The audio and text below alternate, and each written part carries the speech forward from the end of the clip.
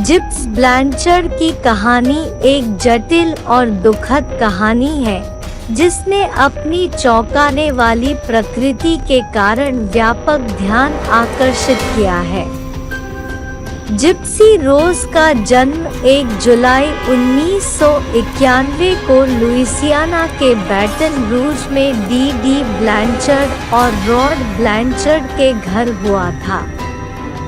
शुरू से ही जिप्सी का जीवन चुनौतियों और कठिनाइयों की एक श्रृंखला से चिह्नित था। जिप्सी की मां डी ब्लैंचर्ड ने अपनी बेटी को ल्यूकेमिया, मस्कुलर डिस्ट्रॉफी और मिर्गी सहित कई चिकित्सीय स्थितियों से ग्रस्त एक गंभीर रूप से विकलांग बच्चे के रूप में चित्रित किया। परिणाम स्वरूप जिप्सी ने अपना अधिकांश जीवन व्हीलचेयर पर बिताया और विभिन्न दवाओं और उपचारों पर निर्भर रही। समुदाय ने ब्लैंचर्ड्स के इर्द-गिर्द एकजुट होकर उन्हें वित्तीय और भावनात्मक सहायता प्रदान की ताकि उन्हें उनके सामने आने वाली चुनौतियों से निपटने में मदद मिल सके। हालांकि ब्लैंचर्ड्स की कहानी के पीछे की सच्चाई कहीं अधिक भयावह थी। जिप्सी रोज वास्तव में उन अनेक बीमारियों से पीड़ित नहीं थी जिनके बारे में उसकी मां ने दावा किया था। डी अपनी बेटी का मेडिकल इतिहास गढ़ रही थी और जनता और स्वास्थ्य देखभाल पेशेवरों दोनों को धोखा दे रही थी। इस विस्तृत चाल ने डी को जिप्सी के जीवन के हर पहलू को नियंत्रित करने की अनुमति दी। जैसे जैसे जिप्सी बड़ी होती गई, उसे धोखे के बारे में पता चलता गया। उसे एहसास हुआ कि वह उतनी बीमार नहीं थी जितना उसकी मां ने दावा किया था और वह बिना सहायता के चल सकती थी। हेरफेर की सीमा तब स्पष्ट हो गई जब जिप्सी ने गुप्त रूप से ऑनलाइन रिश्तों की खोज शुरू कर दी। 2015 में उसकी मुलाकात निकोलस गोडेजॉन नामक व्यक्ति से हुई, जिसके साथ वह एक ईसाई डेटिंग वेबसाइट पर जुड़ी थी। उनका रिश्ता तेजी से आगे बढ़ा और जिप्सी और निकोलस ने जिप्सी को उसकी मां के नियंत्रण से मुक्त करने की योजना बनाई। जून 2015 में गोडेजॉन ने ब्लैंचर्ड के घर की यात्रा की और साथ में उन्होंने डी की हत्या कर दी। अंततः जिप्सी और गोडेजॉन को पकड़ लिया गया और उनकी कहानी मीडिया में सनसनी बन गई। परीक्षण के दौरान यह पता चला कि जिप्सी प्रॉक्सी द्वारा मुंचूसन सिंड्रोम का शिकार थी। यह बाल शोषण का एक दुर्लभ रूप है जिसमें देखभाल करने वाला व्यक्ति बीमारी को बढ़ा चढ़ाकर पेश करता है या उसे प्रेरित करता है। आश्रित जिप्सी ने सेकेंड डिग्री हत्या का दोष स्वीकार किया और उसे 10 साल जेल की सजा सुनाई गई। गोडेजॉन को प्रथम डिग्री हत्या का दोषी ठहराया गया और उसे आजीवन कारावास की सजा मिली। जिप्सी रोज ब्लैंचर्ड के मामले ने दुर्व्यवहार, हेरफेर और मानसिक बीमारी की जटिलताओं को उजागर किया। इसने स्वास्थ्य देखभाल प्रणाली की भूमिका और प्रॉक्सी द्वारा मुंचूसन सिंड्रोम जैसी स्थितियों के बारे में जागरूकता बढ़ाने की आवश्यकता पर भी सवाल उठाए। जिप्सी रोज की कहानी उन लोगों को आकर्षित और परेशान करती रहती है जो इस दुखद कहानी के विवरण में गहराई से उतरते हैं। जिप्सी रोज ब्लैंचर्ड की सजा के बाद जांच और कानूनी कार्यवाही के दौरान अधिक विवरण सामने आने पर उसकी कहानी सामने आती रही। यह मामला जिप्सी और उसकी मां के बीच की जटिल गतिशीलता के साथ साथ स्वास्थ्य सेवा प्रणाली के भीतर की विफलताओं पर प्रकाश डालता है, जिसने धोखे को इतने लंबे समय तक जारी रहने दिया। जैसे ही जिप्सी ने सलाखों के पीछे जीवन को समायोजित किया, उसकी रक्षा टीम ने वर्षों को उजागर करने के लिए काम किया। उसे अपनी मां के हाथों मनोवैज्ञानिक दुर्व्यवहार और छेड़छाड़ सहनी पड़ी। जिप्सी के अधिवक्ताओं ने तर्क दिया कि वह लंबे समय तक दुर्व्यवहार की शिकार थी और केवल एक अपराधी के रूप में व्यवहार किए जाने के बजाय सहानुभूति और समझ की हकदार थी। 2019 में हुलू ने द एक्ट नामक एक सच्ची अपराध संकलन श्रृंखला जारी की, जिसमें ब्लैंचर्ड मामले को चित्रित किया गया था और डी की हत्या तक की घटनाएं। श्रृंखला ने कहानी को व्यापक दर्शकों तक पहुंचाया, जिससे जिप्सी की स्थिति की जटिलताओं और उसके कार्यों के नैतिक निहितार्थों के बारे में बातचीत शुरू हुई। जबकि जिप्सी कैद में रही, जनता ने उसकी सजा की उपयुक्तता पर बहस की। कुछ लोगों का मानना था कि अपने पालन पोषण की विषम परिस्थितियों के कारण वह नरमी की हकदार थी, जबकि अन्य ने तर्क दिया कि हत्या में उसकी भूमिका के लिए उसे जवाबदेह ठहराया जाना चाहिए। समय के साथ जिप्सी रोज ब्लैंचर्ड के मामले ने प्रॉक्सी द्वारा मुंचूसन सिंड्रोम के बारे में जागरूकता और जांच में वृद्धि की।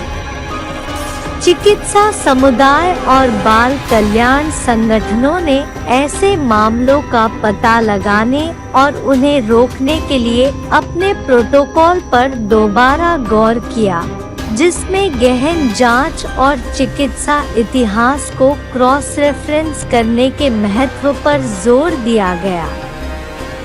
जेल में जिप्सी को अपने द्वारा अनुभव किए गए आघात को संबोधित करने के लिए मनोवैज्ञानिक मूल्यांकन और परामर्श से गुजरना पड़ा।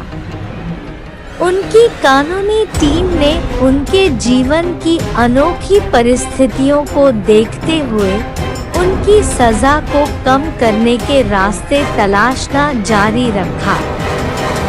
इस मामले ने मानसिक स्वास्थ्य, दुर्व्यवहार और आपराधिक न्याय के अंतर्संबंध के बारे में चर्चा को प्रेरित किया, जिसमें कई लोगों ने गंभीर मनोवैज्ञानिक हेरफेर का अनुभव करने वाले व्यक्तियों के लिए न्याय प्रणाली के दृष्टिकोण के पुनर्मूल्यांकन की मांग की।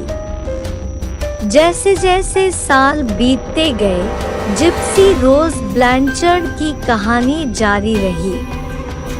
आकर्षण और बहस का स्रोत, सहानुभूति की सीमा, न्याय और कमजोर व्यक्तियों की रक्षा के लिए समाज की जिम्मेदारी के बारे में चर्चा को प्रेरित करता है। यह मामला दुर्व्यवहार और हेरफेर के मामलों, विशेष रूप से जटिल मनोवैज्ञानिक कारकों से जुड़े मामलों की पहचान करने और उन्हें संबोधित करने में सतर्कता और करुणा की आवश्यकता की याद दिलाता है। इसके बाद के वर्षों में जिप्सी रोज ब्लैंचर्ड का मामला जटिलता का प्रतीक बन गया। दुर्व्यवहार, मानसिक स्वास्थ्य और कानूनी व्यवस्था से जुड़े संबंध। कैद में रहने के दौरान जिप्सी अपने अतीत और उन घटनाओं पर विचार करती रही जिसके कारण वह अपनी मां की हत्या में शामिल हुई।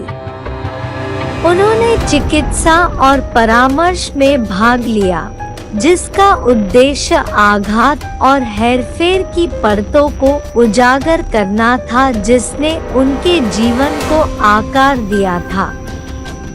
जिप्सी की कहानी में मीडिया की दिलचस्पी बनी रही। विभिन्न वृत्तचित्रों और साक्षात्कारों ने मामले पर अलग-अलग दृष्टिकोण पेश किए। जनता इस बात पर विभाजित रही कि क्या जिप्सी सहानुभूति और समझ की हकदार थी या क्या उसके कार्यों के लिए अधिक दंडात्मक दृष्टिकोण की आवश्यकता थी। जिप्सी की कानूनी टीम ने उसके लिए वकालत करना जारी रखा, यह तर्क देते हुए कि उसके पालन पोषण की असाधारण परिस्थितियों को देखते हुए उसकी सजा पर पुनर्विचार किया जाना चाहिए। उन्होंने अपनी मां के हाथों लंबे समय तक उसके साथ हुए दुर्व्यवहार पर प्रकाश डाला और उस पर पड़ने वाले मनोवैज्ञानिक प्रभाव पर जोर दिया। जिप्सी पीड़ित थी या अपराधी, इस सवाल पर जवाबदेही और न्याय की सामाजिक धारणाओं को चुनौती देते हुए बहस छिड़ती रही। जेल में जिप्सी रोज ब्लैंचर्ड को हत्या में उसके साथी निकोलस गोडेजॉन के साथ अपने संबंधों पर अपने कार्यों के परिणामों से भी जूझना पड़ा। गोडेजॉन को भी कानूनी कार्यवाही और लंबी जेल की सजा का सामना करना पड़ा। उनका जटिल संबंध कमजोर व्यक्तियों पर अपमानजनक गतिशीलता के प्रभाव और हेरफेर की दुखद परिणामों की संभावना के बारे में चर्चा का केंद्र बिंदु बन गया। समय के साथ जिप्सी के मामले ने कानूनी और मानसिक स्वास्थ्य प्रणालियों के भीतर सुधार के बारे में व्यापक बातचीत को प्रेरित किया। अधिवक्ताओं ने उन व्यक्तियों के प्रति अधिक दयालु दृष्टिकोण के लिए तर्क दिया जिन्होंने गंभीर आघात और हेरफेर का अनुभव किया था, यह सुझाव देते हुए कि एक कठोर दंडात्मक प्रणाली हर किसी के लिए उपयुक्त नहीं हो सकती है। जैसे जैसे कानूनी और मनोवैज्ञानिक मूल्यांकन जारी रहे, जिप्सी की कहानी एक सतर्क कहानी बन गई जो वृद्धि की आवश्यकता पर प्रकाश डालती है। रॉक्सी द्वारा मुंचूसन सिंड्रोम के बारे में जागरूकता और संदिग्ध दुर्व्यवहार के मामलों में शीघ्र हस्तक्षेप का महत्व।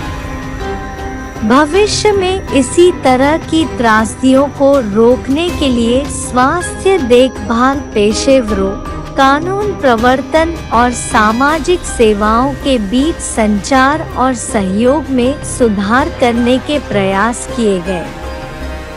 जिप्सी रोज ब्लैंचर्ड मामले ने पीड़ित होने, जवाबदेही और मनोवैज्ञानिक दुर्व्यवहार के प्रभाव की जटिलताओं को रेखांकित किया। इसने समाज पर एक अमिट छाप छोड़ी जिससे उन लोगों से जुड़े मामलों में न्याय और दया के बीच धुंधली रेखाओं को कैसे पार किया जाए, इस पर चर्चा चल रही है, जिनके साथ उनके जीवन के एक महत्वपूर्ण हिस्से में छेड़छाड़ और उत्पीड़न किया गया है। जैसे जैसे साल बीतते गए, जिप्सी रोज ब्लैंचर्ड का मामला सार्वजनिक हित में बना रहा और दुर्व्यवहार, मानसिक स्वास्थ्य और न्याय के अंतर संबंधों के बारे में चर्चा छिड़ गई।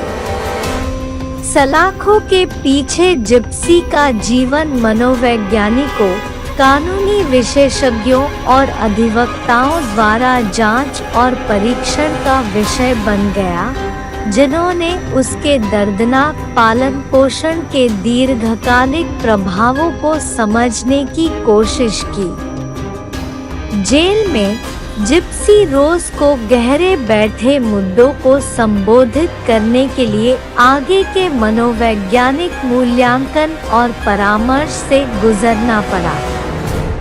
वह आघात जो उसने सहा, मानसिक स्वास्थ्य पेशेवरों ने उसके विकास पर प्रॉक्सी द्वारा मुंचौसेन सिंड्रोम के प्रभाव का पता लगाया, जिसका उद्देश्य इसके कारण होने वाले मनोवैज्ञानिक प्रभाव की व्यापक समझ प्रदान करना था। इन मूल्यांकनों के निष्कर्ष जिप्सी की सजा पर पुनर्विचार सुनिश्चित करने के उद्देश्य से चल रहे कानूनी प्रयासों के केंद्र बन गए। चूंकि कानूनी प्रणाली जिप्सी के मामले से जूझ रही थी, जनता की भावना विभाजित रही। कुछ लोगों ने उसके उत्पीड़न और एक दयालु दृष्टिकोण की आवश्यकता पर प्रकाश डालते हुए उदारता का तर्क दिया, जिसमें उसके द्वारा सहन किए गए हेरफेर को ध्यान में रखा गया। अन्य लोगों ने कहा कि जिप्सी को उसके परेशान अतीत के बावजूद उसकी मां की हत्या में उसकी भूमिका के लिए जवाबदेह ठहराया जाना चाहिए।